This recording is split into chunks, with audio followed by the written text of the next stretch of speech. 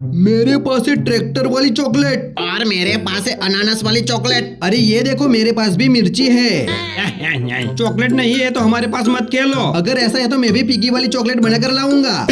दादाजी आप मेरे लिए पिगी वाली चॉकलेट बना दो। बना दूंगा अगर ये लाइक सब्सक्राइब करते हैं तो।